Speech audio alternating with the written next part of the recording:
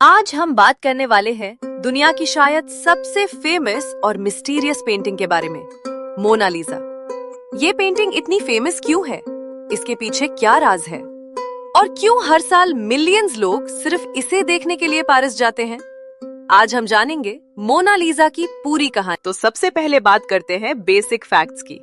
Mona Lisa को Leonardo da Vinci ने paint किया था, जो कि रेनेसांस पीरियड के सबसे बड़े आर्टिस्ट्स में से एक थे। ये पेंटिंग 1503 से 1519 के बीच में बनी थी। मतलब लियोनार्डो ने ऑलमोस्ट 16 साल तक इसमें काम किया। इस पेंटिंग का साइज बहुत बड़ा नहीं है, सिर्फ 77 सेंटीमीटर पर 53 सेंटीमीटर, पर इसका इम्पैक्ट बहुत बड़ा है। ये अभी पेरिस के लूव म्यूजियम में रखी है, जहां हर दिन थाउजेंड्स लोग इसे देखने आते हैं। अब देखते हैं कि पेंटिंग में एक्चुअली क्या है। इसमें एक वुमन का पोर्ट्रेट है जो हाफ लेंथ पोज में बैठी है। उसके हाथ एक दूसरे पर रखे हैं। बैकग्राउंड में एक डिस्टेंट लैंडस्केप दिखता है, पहाड़ और रास्ते। सबसे इंटरेस्टिंग चीज है उसकी स्माइल। ये स्माइल मिस्टीरियस है क्योंकि अलग अलग एंगल से देखने पर अलग लगती है। कभी लगता है वो मुस्कुरा रही है, कभी लगता है सीरियस है। ये इल्यूजन डा विंची की जीनियस टेक्निक की वजह से है, जिसे स्फुमाटो कहते हैं। स्फुमाटो एक इटालियन वर्ड है जो स्फुमारे से आया है, जिसका मतलब होता है टू वैनिश लाइक स्मोक, या धुएं की तरह गायब होना। ये एक पेंटिंग टेक्निक है जिसमें कलर्स और टोन्स को इतना स्मूथली ब्लेंड किया जाता है कि कोई हार्ड लाइंस या शार्प एजेस नहीं दिखते। सब कुछ सॉफ्ट, हेजी और स्मोक जैसा लगता है, जैसे चीजें एक दूसरे में नेचुरली मर्ज हो रही हैं। तो पेंटिंग में ये लेडी कौन है? हिस्टोरियंस का मानना है कि ये लीजा जेरार्दिनी थी, जो फ्लोरेंस के एक सिल्क मर्चेंट फ्रांचेस्को देल जोकोंडो की वाइफ थी। इसलिए इस पेंटिंग को ला जोकोंडा भी कहा जाता है इटली में। लियोनार्डो को शायद फ्रांचेस्को ने कमीशन दिया था अपनी वाइफ का पोर्ट्रेट बनाने के लिए, पर लियोनार्डो ने ये पेंटिंग कभी फ्रांचेस्को को दी नहीं। वो अपने साथ फ्रांस ले गए और अपनी डेथ तक इसे अपने पास ही रखा। लियोनार्डो दा विंची सिर्फ पेंटर नहीं थे, वो साइंटिस्ट, इन्वेंटर और जीनियस थे। उन्होंने मोनालिसा में कई रेवोल्यूशनरी टेक्निक्स यूज की। पहली टेक्निक है स्फुमाटो, जिसमें कलर्स और टोन्स को इतना स्मूथली ब्लेंड किया जाता है कि कोई हार्ड लाइंस नहीं दिखती। इसलिए मोनालिसा की स्माइल इतनी सॉफ्ट और मिस्टीरियस लगती है।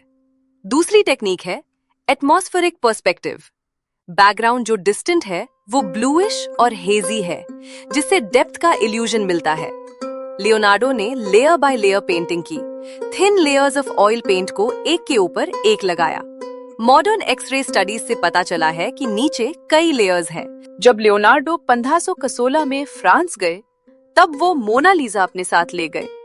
फ्रेंच किंग फ्रांसिस अर्स ने ये पेंटिंग खरीद ली। कई सालों तक ये फ्रेंच रॉयल कलेक्शन में रही। फ्रेंच रेवोल्यूशन के बाद ये लूव म्यूजियम में आ गई। पर 1911 में एक शॉकिंग इंसिडेंट हुआ। मोनालिसा चोरी हो गई। एक इटालियन वर्कर विंचेंजो पेरुजिया ने इसे म्यूजियम से चुरा लिया। वो चाहता था कि ये पेंटिंग इटली वापस जाए। 2 साल बाद पेरुजिया पकड़ा गया जब उसने फ्लोरेंस में पेंटिंग बेचने की कोशिश की। पेंटिंग वापस लूव लौट आई, पर इस इंसिडेंट ने इसे और भी फेमस बना दिया। न्यूज़पेपर्स में हेडलाइंस आई और दुनिया भर में लोग मोनालिसा के बारे में बात करने लगे। अब सवाल ये है, मोनालिसा इतनी फेमस क्यों है जब और भी कई ब्यूटीफुल पेंटिंग्स हैं? एक रीजन है उसकी मिस्टीरियस स्माइल, जो लोगों को फैसिनेट करती है।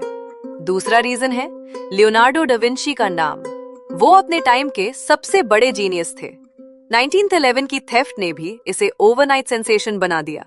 उसके बाद पॉप कल्चर में इसकी जगह बन गई।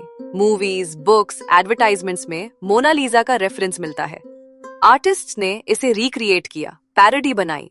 सैल्वाडोर डाली ने अपना वर्जन बनाया मुस्टाश के साथ। एंडी वॉरहॉल ने पॉप आर्ट वर्जन बनाया। ये पेंटिंग एक कल्चरल आइकॉन बन गई। मॉडर्न टेक्नोलॉजी ने मोनालिसा को नए तरीके से स्टडी किया है।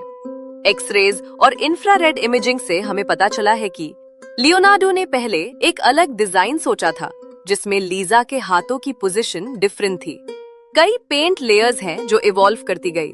ओरिजिनल कलर्स अब फेड हो गए हैं। पहले ये ज्यादा वाइब्रेंट थी, लीजा के आईब्राउज थे जो अब नहीं दिखते क्योंकि पेंट डिटीरियोरेट हो गया। साइंटिस्ट ने ये भी स्टडी किया है कि उसकी स्माइल क्यों अलग लगती है, डिफरेंट एंगल से। ये पेरिफेरल विजन और ब्रेन के विजुअल प्रोसेसिंग का खेल है। आज मोनालिसा लूव्र म्यूजियम का सबसे बड़ा अट्रैक्शन है। ये बुलेट प्रूफ ग्लास के पीछे क्लाइमेट कंट्रोल्ड एनवायरनमेंट में रखी है। हर साल लगभग 10 मिलियन लोग लूव्र जाते हैं और उनमें से ज्यादातर मोनालिसा देखने आते हैं। पेंटिंग के सामने हमेशा भीड़ होती है। लोग सिर्फ 15-20 सेकंड्स के लिए देख पाते हैं क्योंकि सिक्योरिटी गार्ड लाइन को आगे बढ़ाते रहते हैं। पेंटिंग छोटी है तो दूर से देखना मुश्किल होता है, पर एक्सपीरियंस अलग है। उस फेमस स्माइल को अपनी आंखों से देखना। मोनालिसा के आसपास कई थियोरीज और कंट्रोवर्सीज हैं। कुछ लोग कहते हैं कि ये एक्चुअली लीजा जेरार्दिनी नहीं है, बल्कि कोई और वुमन है, शायद लियोनार्डो की असिस्टेंट सलाई या खुद लियोनार्डो का फीमेल वर्जन। कुछ थ्योरीज कहते हैं कि पेंटिंग में हिडन सिंबल्स और कोड्स है। डैन ब्राउन की famous novel the da Vinci code में भी ऐसी थ्योरीज एक्सप्लोर की गई है। मेडिकल एक्सपर्ट्स ने यह भी सजेस्ट किया है कि लीजा को सर्टेन हेल्थ कंडीशंस हो सकती थी बेस्ड ऑन उसकी अपीयरेंस पर ये सब स्पेकुलेशन है। तो दोस्तों, मोनालिसा सिर्फ एक पेंटिंग नहीं है, ये एक फिनोमिनन है। लियोनार्डो डा विंची की genius, mysterious smile, interesting history और पॉप कल्चर इम्पैक्ट ने इसे दुनिया की सबसे फेमस आर्टवर्क बना दिया है। अगले 500 सालों तक ये पेंटिंग इंस्पायर करती रहेगी आर्टिस्ट्स, साइंटिस्ट्स और आर्ट लवर्स को। अगर कभी आपको पेरिस जाने का मौका मिले तो लूव्र जरूर जाना और मोनालिसा को अपनी आंखों से देखना। ट्रस्ट मी, एक्सपीरियंस अनफॉरगेटेबल होगा। अगर आपको ये वीडियो पसंद आया हो तो लाइक कीजिए, शेयर कीजिए और चैनल को सब्सक्राइब कर लीजिए। कमेंट में बताइए कि आपको मोनालिसा के बारे में और क्या जानना है। धन्यवाद। मिलते हैं नेक्स्ट वीडियो में।